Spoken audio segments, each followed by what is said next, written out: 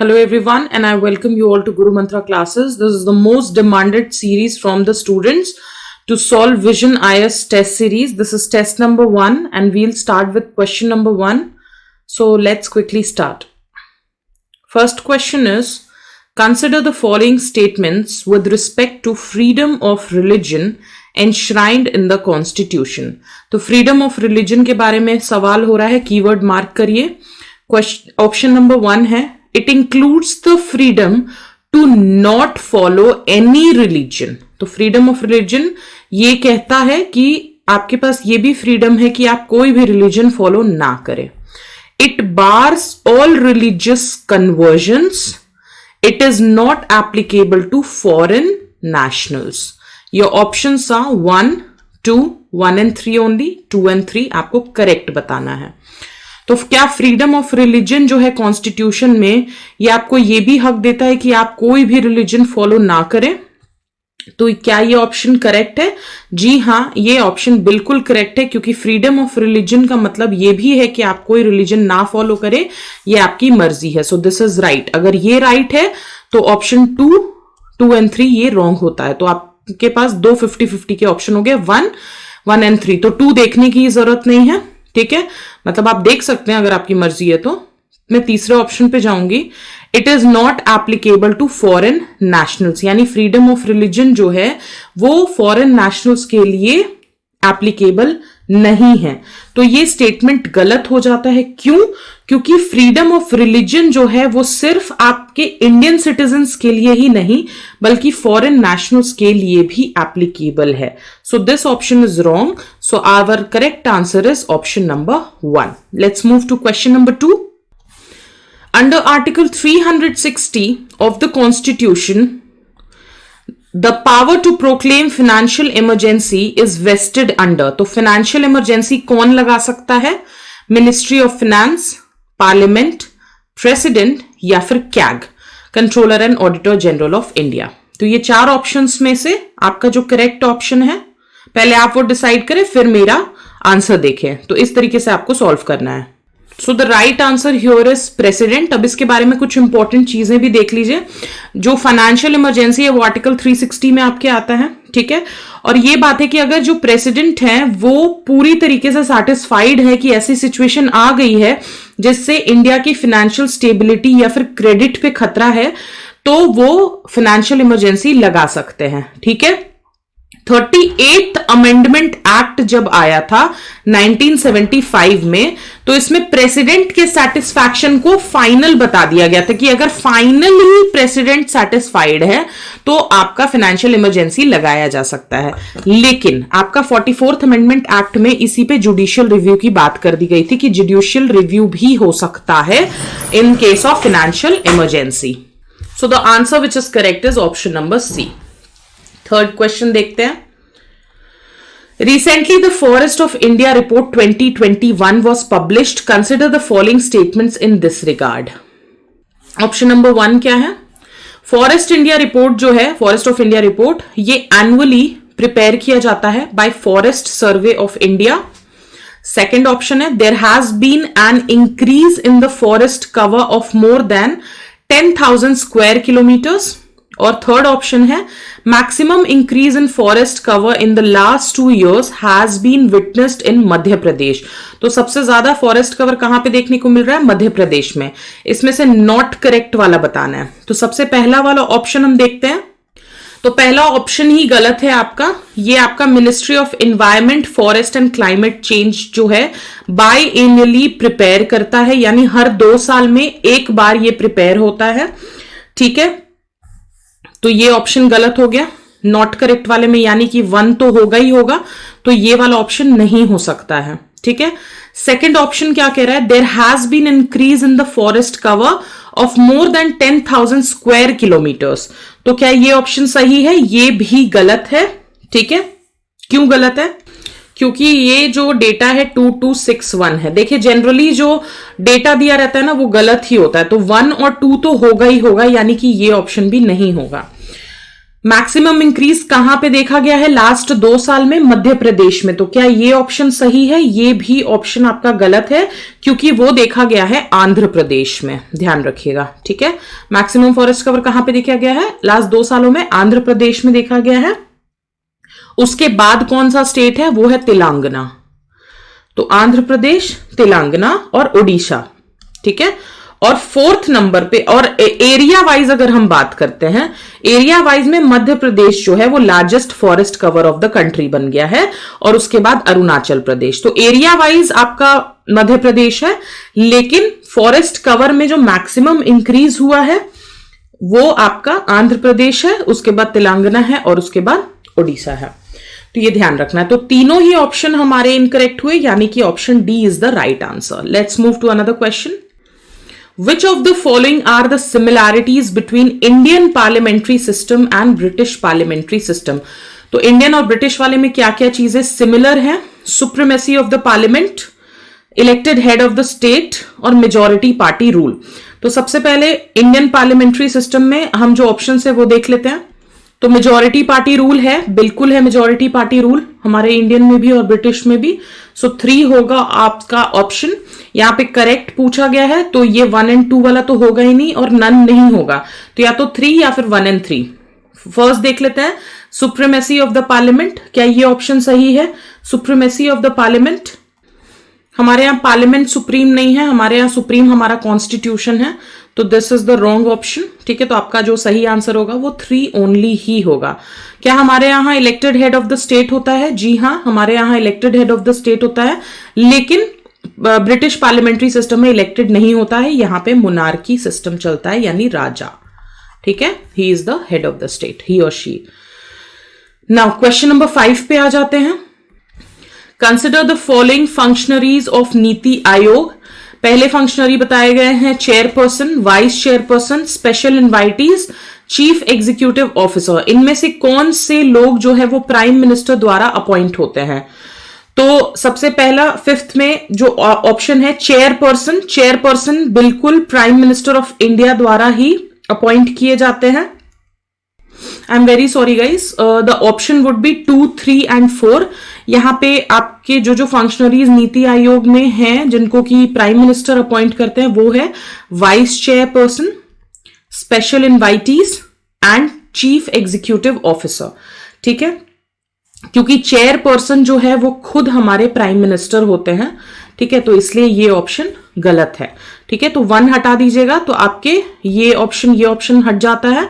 2, 4 बचता है, 2, 3, 4 बचता है। तो 3 में है स्पेशल इनवाइटीज, ठीक है। स्पेशल इनवाइटीज यानी कि एक्सपर्ट्स, स्पेशलिस्ट, प्रैक्टिशनर्स, जिनका भी उस पर्टिकुलर डोमेन में नॉलेज है, उसको स्पेशल इनवाइटी के तौर पे नॉमिनेट किया जाता है बाय द प्राइम मिनिस्टर, ठीक है। ये बात आपको ध्यान रखनी है। वाइस चेयरपर्सन जो है वो भी प्राइम मिनिस्टर द्वारा अपॉइंट किए जाते हैं, और ये कैबिनेट मिनिस्टर के रैंक के होते हैं। चीफ एग्जीक्यूटिव ऑफिसर जो है वो भी प्राइम मिनिस्टर द्वारा अपॉइंट होते हैं। एक फिक्स टेन्योर होता है उनका in the rank of secretary to the government of India, ठीक है। तो ये बात ध्यान रखिएगा। एक बार नीति आयोग के कॉम्पोजिशन को मैं बता देती हूं कौन कौन होते हैं। एक चेयरपर्सन होता है जो कि खुद हमारे प्राइम मिनिस्टर होते हैं। फिर आपका एक गवर्निंग काउंसिल होता है, गवर्निंग काउंसिल में आपके चीफ मिनिस्टर सारे स्टेट्स के होते हैं।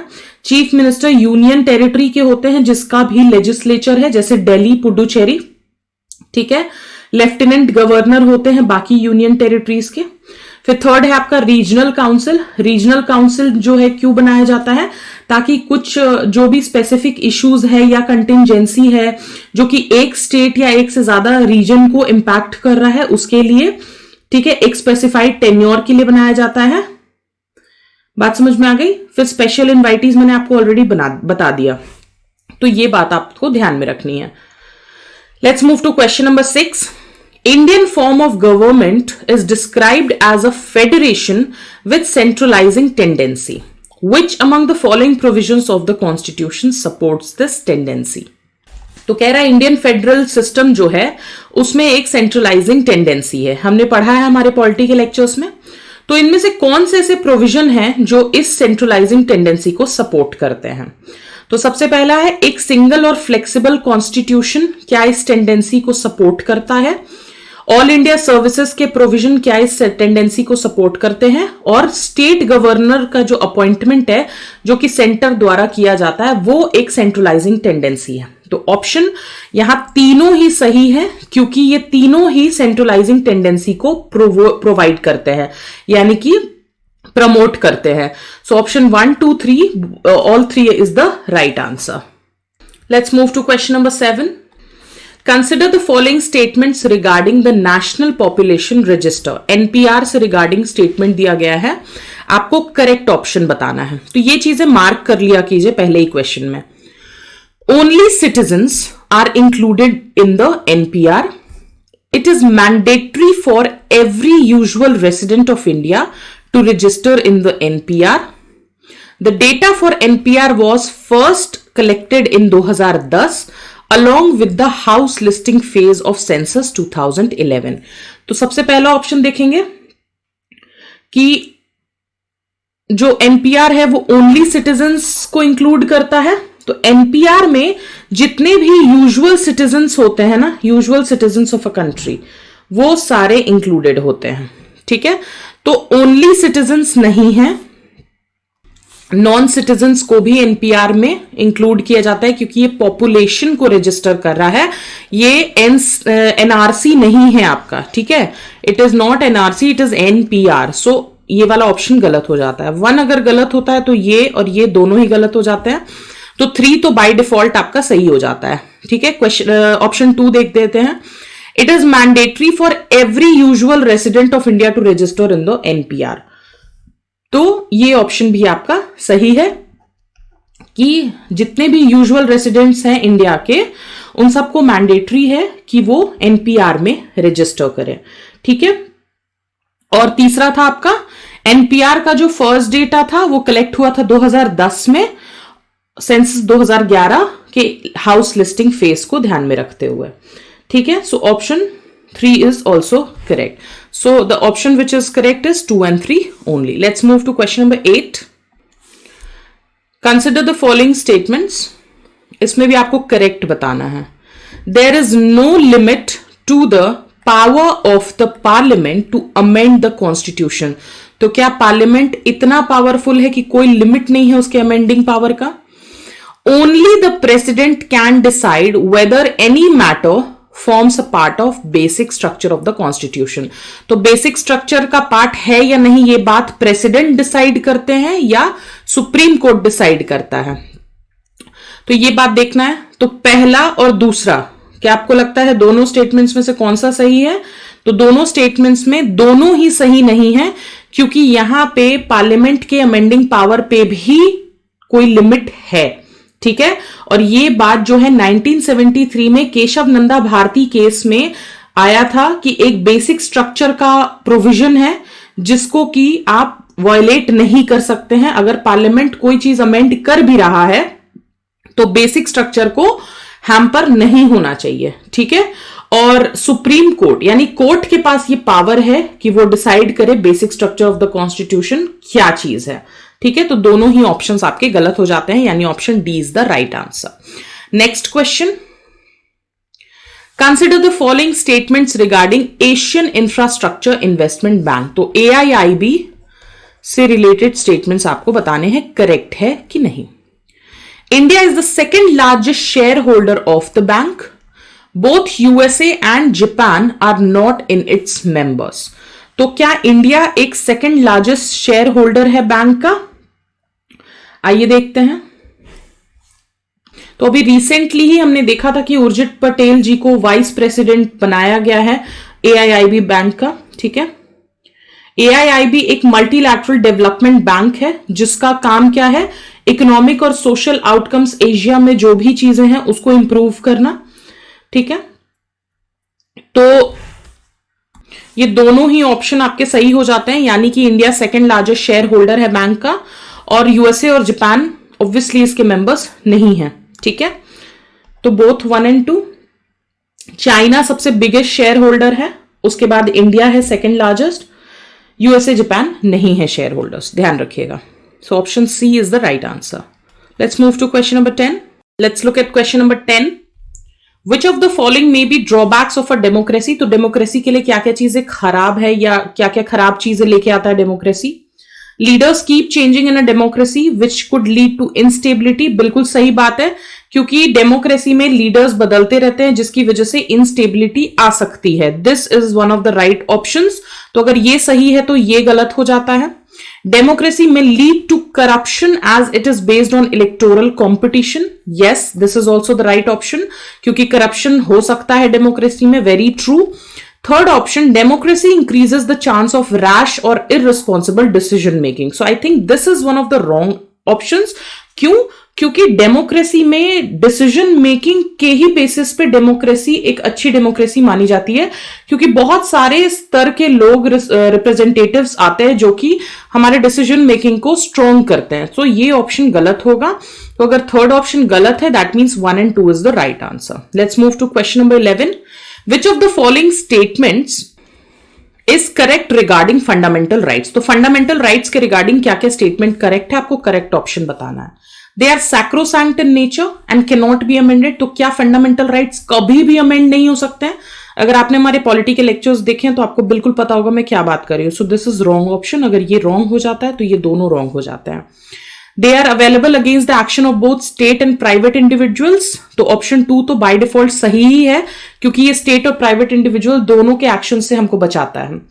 Then they operate as checks on the tyranny of both executive and legislature। बिल्कुल सही बात है, एग्जीक्यूटिव और लेजिस्लेचर कुछ भी आर्बिट्रली काम ना कर सके, इसलिए हमारा फंडामेंटल राइट हमको दिया गया है। So this option is also right. Option C 2 and 3 is the right answer.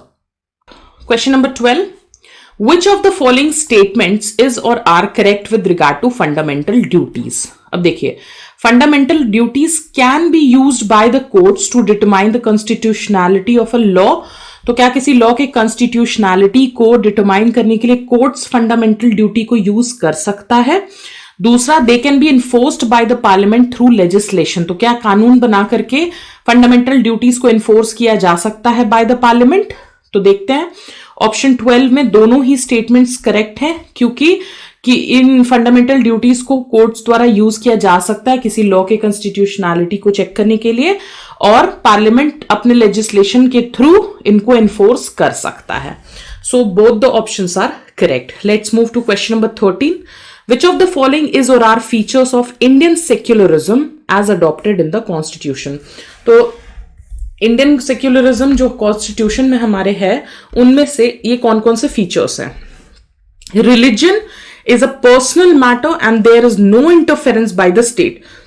तो क्या स्टेट का कहीं पे भी कोई इंटरफेरेंस नहीं है। हज की यात्रा और जितने भी ये कैलाश वैलाश पे जाते हैं, क्या उसमें स्टेट कोई भी प्रोविजंस नहीं करता है? ये ऑप्शन गलत हो जाता है। 13 का फर्स्ट जो है वो गलत है। अगर फर्स्ट गलत है यानी कि ये और ये दोनों ही गलत है। 2 बाय डिफॉल्ट सही हो जाता है, यानी कि no citizen can be denied entry into any educational institute of the state on the grounds of religion और कास्ट। बिल्कुल, स्टेट के दिए गए किसी भी एजुकेशनल इंस्टीट्यूट में रिलीजन या कास्ट के ग्राउंड पे किसी को भी एंट्री डिनाई नहीं की जा सकती है। So this is right option. अगर 2 राइट है तो 3 देख लेते हैं।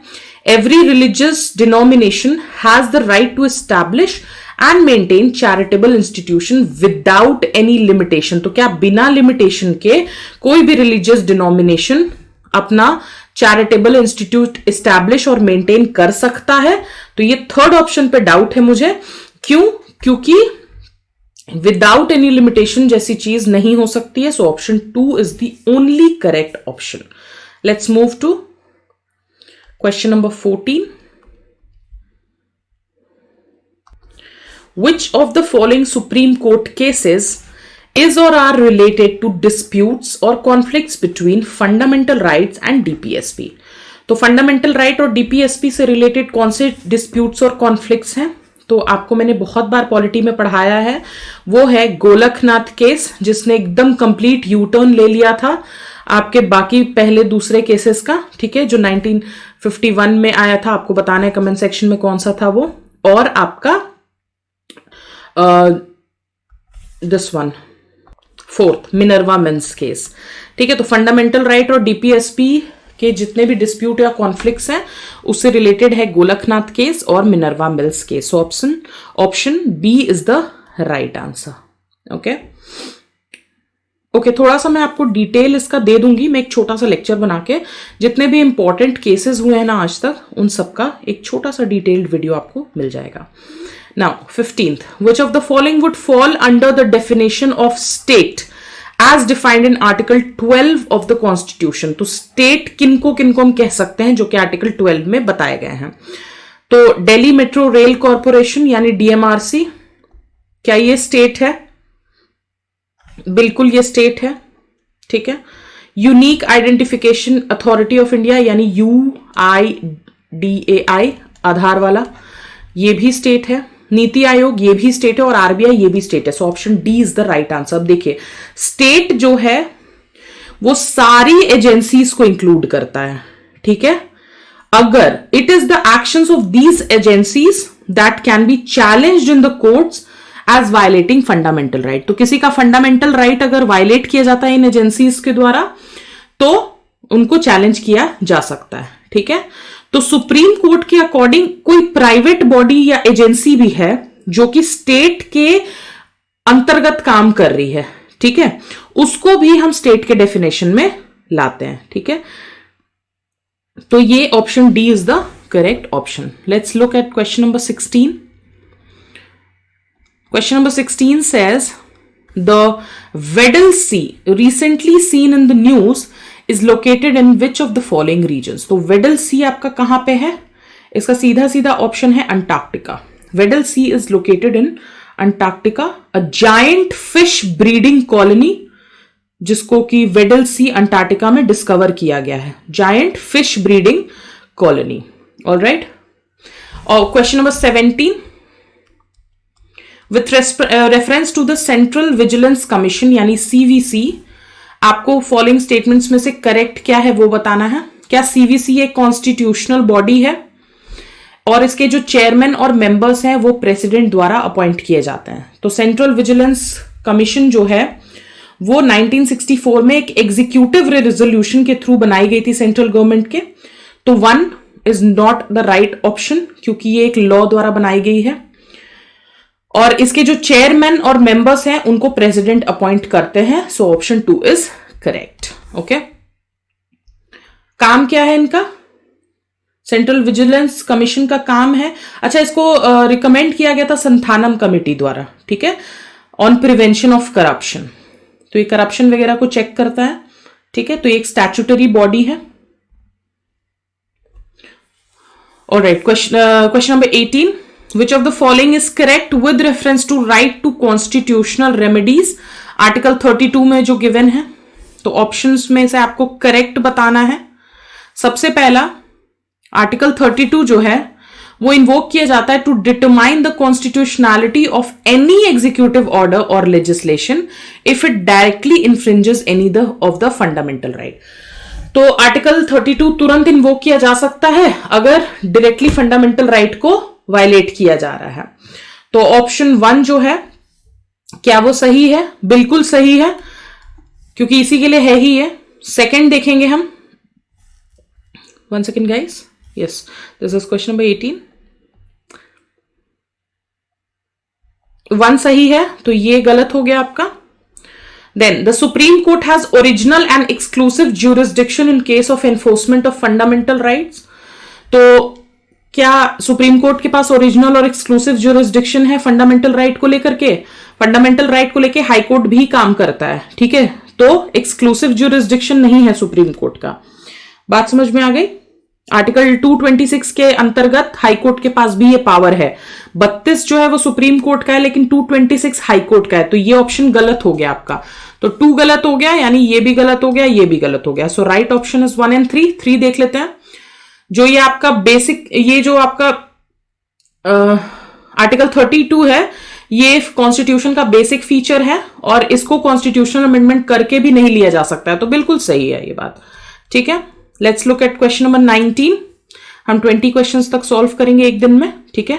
धीरे धीरे थोड़े थोड़े आप क्वेश्चंस लेकर के भी सॉल्व करोगे तो आपका टेस्ट सीरीज कंप्लीट हो जाएगा। एक बार में 100 क्वेश्चन करने बैठोगे तो बहुत जल्दी बोर हो जाओगे और कुछ भी रिटेन नहीं कर पाओगे। 19th question is which of the following are the reasons for creating UTs in India? Union territory बनाने के लिए क्या क्या रीजंस होने चाहिए? Cultural distinctiveness,